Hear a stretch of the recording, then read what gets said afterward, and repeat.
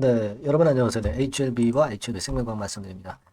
여러분 이제 재심사 서류를 제출했다면 지금 FDA에서는 어떤 절차를 생각하고 있을까요?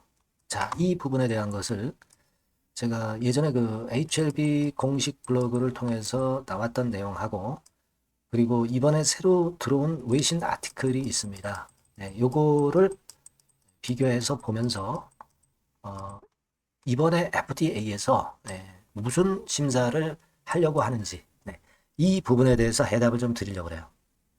무슨 말씀인지 아시겠죠? 자, 그래서 오늘은 이에 대한 말씀을 올리도록 하겠습니다. 그리고 주가 흐름도 물론 말씀을 드려야죠. 테라피틱스 같은 경우는 쭉 치고 나갔는데 생명과학은 치고 나가진 못했는데 이 상황을 우리가 어떻게 보느냐 이거에 대해서 말씀을 올리겠습니다. 그리고 제가 영상 후반부에는 매집을 해서 다음 달에 시세를 터트릴 종목을 하나 선정을 해서요. 요거는 여러분들도 꼭 동참해서 대박 한번 내보시기 바란다는 그런 말씀 드리겠습니다. 자, 그러면 HLB 쪽 말씀을 드리겠습니다. 여러분들이 항상 구독, 좋아요, 알림 설정을 해주셔서 감사드리고 있고요. 앞으로도 계속 성원 부탁드립니다. 자, 여러분, 우리가 막바로 제가 그 말씀을 드려볼게요. 우리가 그 공지 블로그 있잖아요. HLB 공식 블로그. 여기 이제 딱 가보시면은요. 요번에 나왔던 그 내용, 요거는 다 알고 계시죠? 요거 9월 21일 날짜로 나왔어요. 그래서 서류 제출을 했다. 이 얘기 나온 건 다 아실 겁니다. 근데 지난번에 우리가 7월 달에 그 미팅이 있었죠. 그때 블로그에서 뭐라고 얘기를 했느냐. 이 부분을 보면은요. 요건 이제 7월 3일 날 나왔던 재료입니다. 네, 그래서 이제 CRL 받은 거에 대한 얘기가 이제 나왔죠. 네, 쭉 나왔습니다. 그래서 미팅 결과를 우호적인 분위기 속에서 잘 진행됐고, 그리고 FDA가 PLA를 제시를 했고, 추가로 제출을 할 서류는 없다. 이렇게 밝혔어요. 그죠? 그럼 이번에 그 재심사 서류를 제출하고 나서 도대체 뭘 어떻게 FDA에서 하겠다는 것인가? 네, 이 부분이 궁금한 거 아니겠어요? 그죠? 여기 나와 있듯이 뭐 강력히 권고한다라는 표현도 썼었고 그렇게 나왔습니다. 그럼 도대체 뭐가 부족한 거냐? 네, 이 부분이 굉장히 궁금하실 건데요. 자, 이 아티클이 하나 나와 있는 게 있습니다, 여러분. 이게 여러분 언제 나온 아티클 기사냐? September 23이라고 써 있죠, 여기. 네, 9월 23일 날 실린 아티클이에요, 여러분. 네, 이게 그 온클라이브라는 곳에 나왔던 아티클입니다. 자, 이걸 보면 우리가 어느 정도 그 이번에 FDA에서 뭘 하려고 하는지 영감을 좀 얻을 수 있지 않나 저는 그렇게 보고 있거든요. 그래서 이거를 한국어로 이렇게 번역을 해보면 정세호 대표가 나와서 한 이야기 뭐 이런 부분들도 소개가 됐어요. 그리고 기사 내용을 쭉 보시면 자, 임상 데이터와 관련된 문제는 발견하지 못했다. 리버세라님. 이건 우리가 다 알고 있는 거죠. 네. 자, 그 다음에 보면 FDA는 A형 회의에서 항로이 파마 제조 시설에서의 관찰 결과에 대한 대응이 충분했다. 이렇게 나와 있죠. 그러니까 이거는 아마 그 아주 미세한 문제 정도만 이제 남아있는 정도로 보고 뭐가 그러면 남아있는 과정이냐. 여기 보시면 NDA 재제출이 시작될 수 있고 재제출을 한 거죠. 지금 재제출 이후에 비모 검사가 진행될 수 있다. 요거죠. 네, 요게 이제 핵심입니다. 여러분. 그러니까 이번에는 지난번에 그 불충분했던 코로나 때문에 불충분했던 이 비모 검사가 이번에 재제출한 연후에 이 건에 대한 조사가 좀 있을 수 있지 않겠느냐.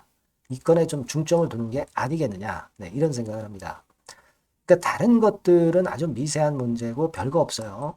제조 시설이라든가 이런 것들은. 네, 다만 이제 비모건에 대한 부분이 진행이 되고 그런 건 이것이 결국 이제 어떤 중요한 카드 역할을 하지 않겠느냐.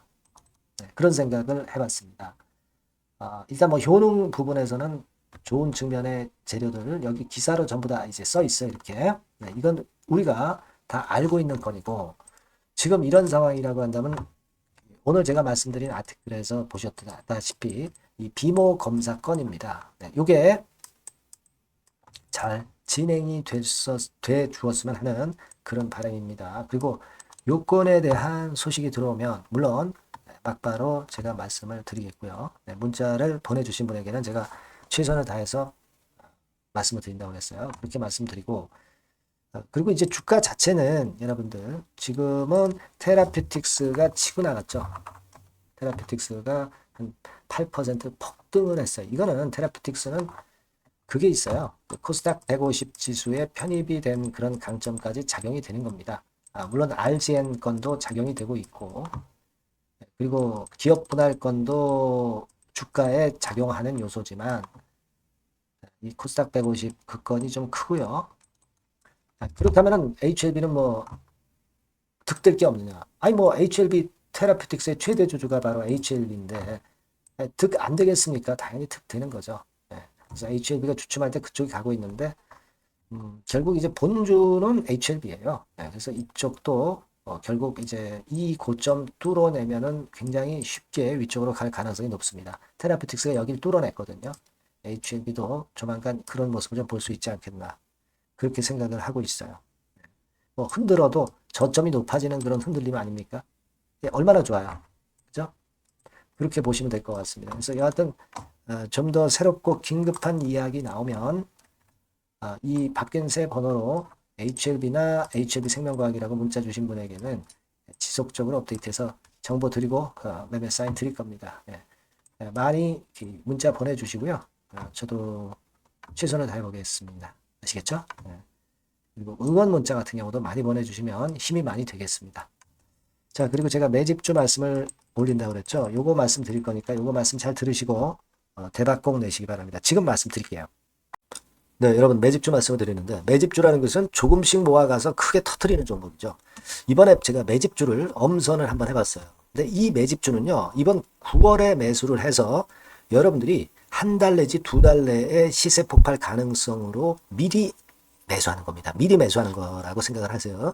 그러니까 9월 달에는 너무 시세가 튀면 안 돼요. 9월 달에는 등락을 거듭할 때 우리가 모아가면서 매집을 해서 9월에 미리 모아가서 10월이나 10월, 11월 달에 터트리는 거예요. 그러니까 여러분들이 그냥 지금 사가지고 바로 단타를 한다. 네, 이런 종목을 하실 분들은 이거 손대지 마시고요. 이런 정도의 계획을 갖고 계신 분들, 여기에 동의하시는 분들은 매집주 이거 한번 해보실 필요가 있다 이거예요. 네, 그게 중요한 거죠. 여러분들 뭐 단타 매매한다고 해서 그게 돈 됩니까? 따라다니다가 결국 이제 불나방처럼 이제 타 죽는 거죠. 그러니까 우리는 계획을 세워서 매매를 해야 됩니다. 근데 요번에 제가 말씀드릴 거는 이제 특히 워런 버핏형 조건에 만족이 되는 그런 종목들 중에서 하나를 엄선을 했어요. 여러분들 잘 아시지만은 이 워런 버핏이 실적이 제대로 되거나 큰 꿈이 있거나 네, 이런 종목 아니면은 손대지 않죠.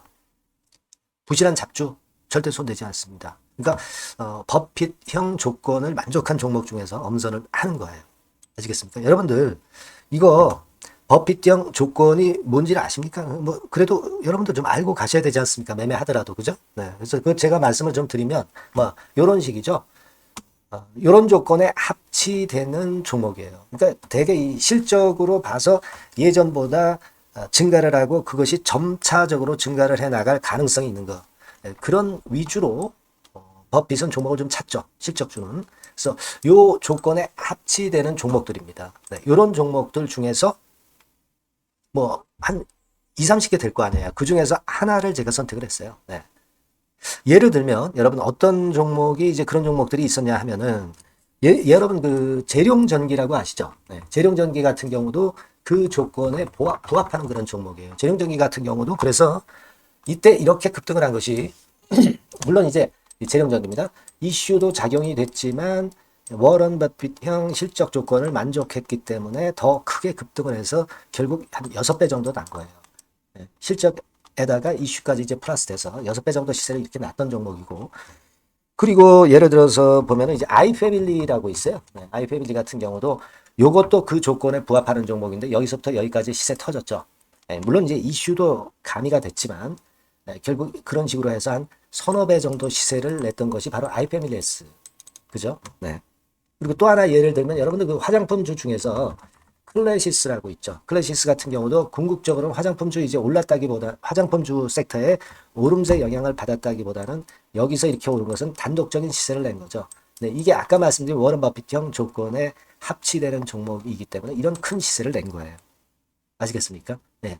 요런 종목들처럼 이번에 여러분들이 그런 종목 중에서 한 종목 정도를 잘 선택하는 게 좋은데 제가 고심을 하고 이 조건에 합치되는 종목들 중에서 한 종목을 역시 발견을 했어요. 그래서 요거를 제가 설명을 좀 드리려고 하는 겁니다, 여러분들.